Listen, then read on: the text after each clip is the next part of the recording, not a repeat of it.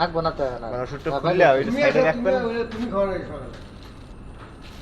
ভাই আপনি দায়িত্ব নিয়ে এই তাহলে যে খাওয়ান। এটা হলো ভ্যাকসিন।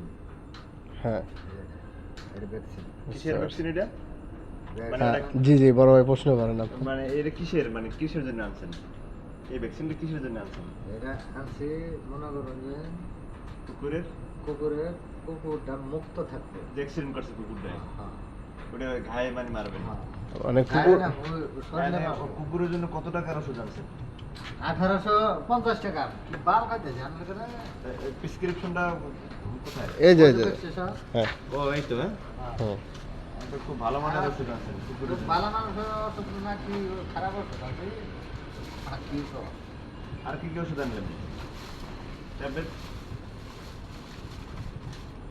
হ্যাঁ, এই 1800 টাকার এই ঔষধ হ্যাঁ।